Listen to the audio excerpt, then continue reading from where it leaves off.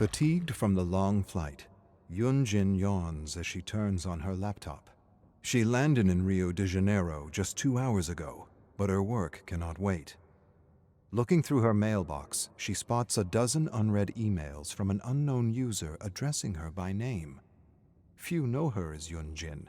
Most only know her as Magnum Opus. She clicks on an email. A graphic, detailed description of someone's plan to murder her and the trickster. Signed, the trickster's #1 fan. Death threat. An abnormally specific one with a picture of her in the hotel lobby.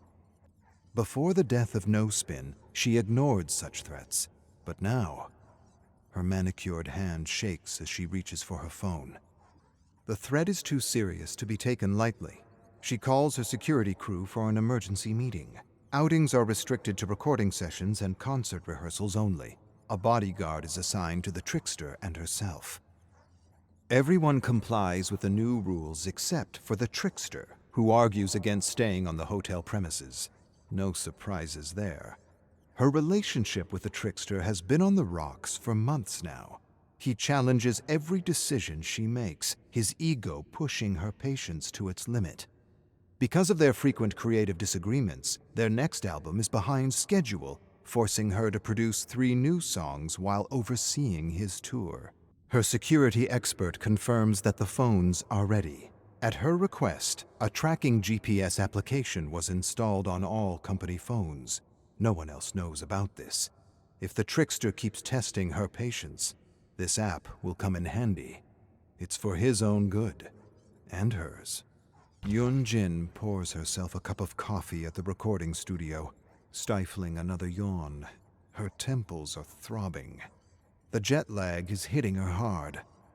Plus, the constant threat of a crazed fan prevents her from getting any sleep at night. On her way back to the booth, she notices that the studio next to theirs is occupied. She peeks inside. A young man is laughing in the recording booth. He has an easygoing smile that could sell thousands of magazines. She recognizes the man at the mix table, Alano Muse, a semi-famous producer from San Diego. What is he doing in Rio? Some bits of fresh gossip could help re-energize her. She taps on the door's window. The door creaks open. He remembers her, of course. Who could forget the magnum opus? She invites herself in as he plays the track he is working on, a slow, predictable build for the bass line, formulaic, too safe to be of any interest. Then, an ethereal voice fills the room. Yun-Jin almost spills her coffee. The artist's voice is crystalline. His range is powerful, yet nuanced. Who is that? Alano tells Lucas, the young artist, to drop down his pitch a notch. Bad call. The track should be building up to push Lucas's range instead of confining it to a boring, generic sound. She walks up to Lucas and hands him her business card. Contact me when you're ready to become a serious artist. A pang of regret hits her on her way out. She said those exact words to the trickster many years ago. Back then, she looked forward to working with him. Those days are long gone. At the hotel bar, Yun-Jin takes a sip of her cold caipirinha, the sugarcane liquor smoothing the sour burst of lime. Why did she give that young artist Lucas her business card? It's not like she can produce him. Another pang of nostalgia. Another sip of caipirinha. She misses it, hunting new talents, the raw creative chaos of designing a bold sound, the adrenaline rush of the first album. Things are different now. Her time is split between handling the trickster's growing ego and following a generic, endless production cycle. Is this the cost of success? Producing music that makes her cringe, not to mention handling arguments about bodyguards and curfews, while being threatened by a crazed, psychotic fan. Her life is so different from what she imagined as a little girl. Back then, music was the only good thing she had. She created tracks in her bedroom, imagining a stage of bright lights where she was safe, loud, and free. That is what pop music is to her, a vital dose of unapologetic release. Now, thanks to her success, she lives in a golden cage. Down goes the caipirinha. The bartender gives her a glance, and she nods. Keep them coming. She calls Mighty One executives for a virtual meeting and gives them the news. Once she finishes the 3 tracks in Rio, she is done with the trickster. She will move on to producing the launch of trainees. A Mighty One executive cuts her off. They have more urgent business to discuss. Damaging rumors are trending online. A disturbed, delusional fan claims to have murdered someone at a trickster concert. Yun-Jin closes her fists, her long manicured nails digging into her palms, anything to keep her hands from shaking again. She will handle this mediatic storm for her brand's sake. But after Rio, she is done with the trickster, whether Mighty One is willing or not. Online, rumors about the murder are trending. An anonymous post claims that the victim was last seen alive at the trickster's VIP meetup after his concert in New York early this year. Yun-Jin remembers that night, not because of the concert, but because of a detail that has been replaying in her mind ever since. Bleeding scratch marks on the trickster's forearms when he showed up at the concert's after-party. The rumors online were rekindling the suspicion she silenced before. Years ago, the trickster and she arrived in Miami several days earlier than planned. Yun-Jin attended networking events while the trickster rehearsed. 3 days following their arrival, a folk singer was found dead downtown near the bar where he performed. A security footage was released to the public, showing a man dressed in black, with his face covered, leading the singer down an alley. The dark, blurry footage revealed little about the suspect, but Yun-Jin noticed a detail that twisted her stomach in knots. She recognized the gold-rimmed headphones around the suspect's neck, with 2 large X's, one for each ear. It was the brand-new model of the Xerxes 1050X headphones, which few audiophiles knew about, and even fewer could afford. She recognized the model right away, because the trickster favored their equipment over other expensive models. He wore a similar pair on the plane to Miami, but then switched to a lesser model for the rest of the tour, which only fueled her doubts. Back then, however, she was not in a good place. The death of No Spin was still fresh. Acute insomnia kept her mind in a haze, and the jet lag of the tour only worsened her state. In the end, she decided to let the police do their job and focus on hers, producing music. But now someone else was dead. Someone whom the trickster might have been the last one to see alive. The headphones, the scratch marks, and the late night outs were details. But they added up. How many coincidences does it take to know? A knock on the door makes her jump. The head of security is here. Yun-Jin follows her gut. She confronts him. She bluffs about firing the whole security crew if he does not come clean.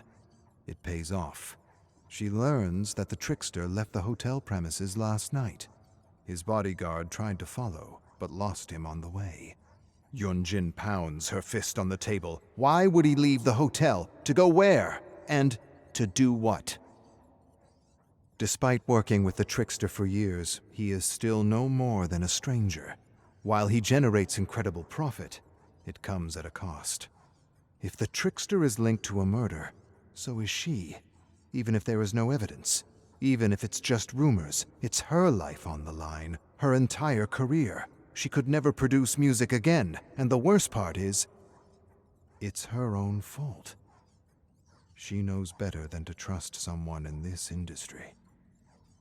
She needs to get answers before it is too late. Whatever the trickster is doing at night, she must find out. Her doubts won't be quieted until she knows for certain. Yun-Jin leaves her security detail behind during the trickster's rehearsal. What she is up to is not strictly legal, after all. She shows her VIP badge at the doorman and enters the trickster's changing room.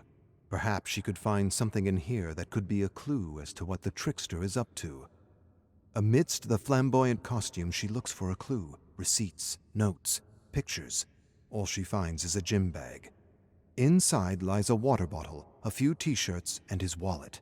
No bills or anything of interest in his wallet, except for his hotel room keycard. Perhaps she is looking in the wrong place. Someone chatting loudly on the side of the door alerts her. She snatches the hotel keycard and zips up the bag just as the trickster's assistant walks in. Yun-Jin quells her thudding heart and keeps her expression impassive as she walks out. Whatever the assistant saw, she will not dare mention it, at least not to anyone who matters. Yun-Jin only pauses when she reaches the trickster's hotel room, keycard in hand. If she does this, there is no turning back. Yet if the trickster is hiding something, she needs to know what it is before everyone else does, before it ruins her life. There can be no doubts. Yun-Jin pushes the door open. The trickster's room is tidy, almost as if he barely spends time here. She goes through his luggage, a pile of odd clothes, all black hoodies and sweatpants, a black face mask, clothes she's never seen him wear on tour. A tap on the door. "Room service." Yun-Jin drops the face mask. "Come back later." She finds nothing odd in the room, except for a rare top-of-the-line sampler on his bedside table. Intrigued, she presses play. A series of loud, violent screams fill the room. The screeches sound genuine. Samples from a horror film? Yet she cannot fully shake her initial disturbing thought. What if it is genuine? What she finds next only enhances her discomfort. A sharpening kit for knives, whetstones and cleaning products, a whole collection of sharpeners. A past conversation overheard at the recording studio replays in her mind. Lucas, the young artist, introducing himself to the trickster, asking about the flamboyant knife in his hands.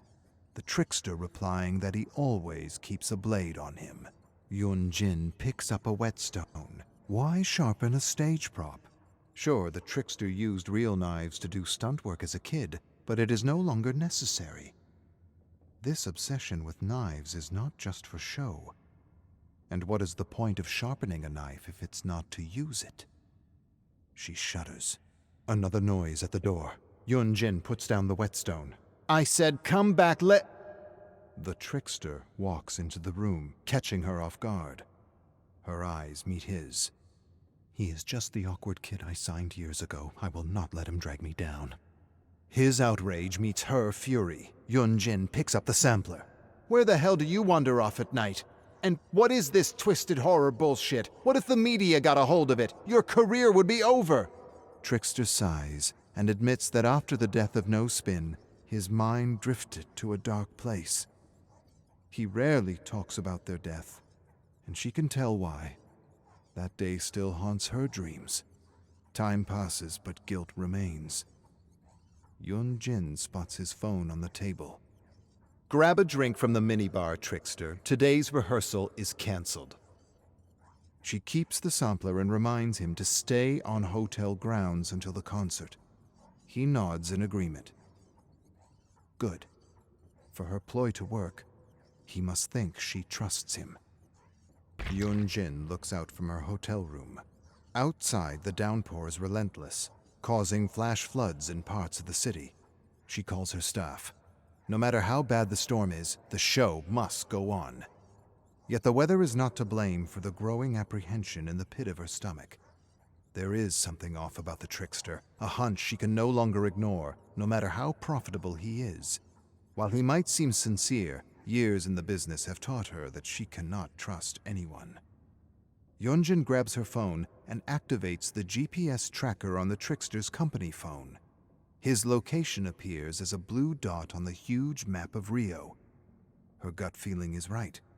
He is no longer on the hotel premises. The chase is on.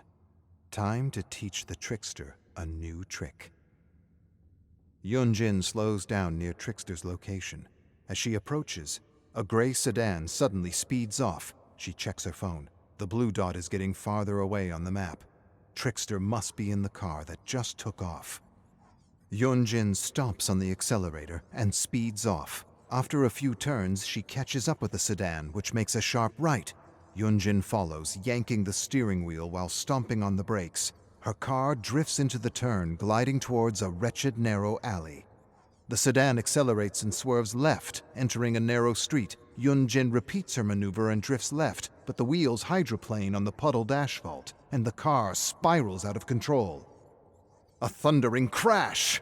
Yun-Jin's head is propelled onto the steering wheel. A flash of white light, then a burning pain follows, coursing down her body from her neck to her lower back.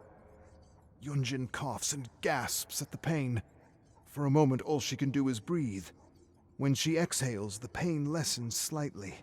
Loud rock is blaring on the radio. It's so loud. She reaches forward and turns it off absent-mindedly. A spot above her left brow is burning. She touches her forehead softly and winces.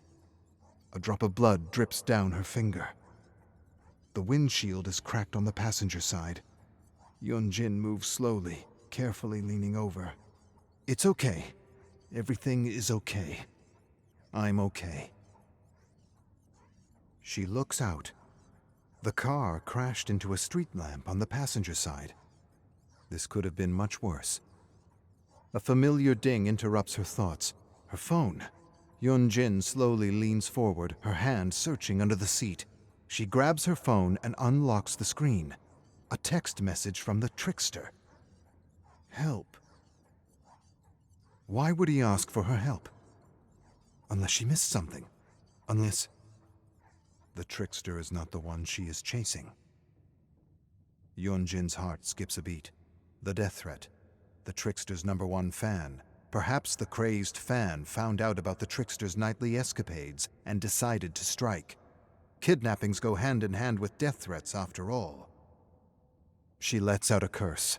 In her rush to chase the trickster, she left her bodyguard behind. If anything happens to the trickster Ji-woon and she was too blind to stop it. No, she has enough guilt on her conscience already. Yun-Jin readjusts her seatbelt. She turns on the ignition and the engine coughs in response. She grits her teeth and tries again. It won't be like the fire. I won't give up on him. She turns on the ignition again. And again. On the third try, the engine revs back to life. She puts her phone back on the dashboard and follows the blue dot. Yun-Jin follows the GPS until she reaches a desolate parking lot facing several abandoned warehouses. The blue dot remains immobile. This is it. Ji-woon should be here somewhere. But where? As Yun-Jin steps out of the car, a heavy curtain of rain falls on her sore, shivering body. Daylight is cloaked by dark storm clouds. The parking lot is filled with broken-down cars. Yun-Jin uses her cell phone's flashlight to find the gray sedan. As thunder rumbles, her phone illuminates a bloodied handprint on a car window. She rushes to the door and peeks inside. A sudden blur of motion. She pulls the door open. A rat skitters out of the car. Some items lie on the back seat. Ji-woon's phone. A rag. And some rope. Yun-Jin closes her prickling eyes. She might be too late. There's no time to waste crying. If Ji-woon is still alive, he needs all the help he can get. Yun-Jin grabs her phone and calls the police, then her security crew.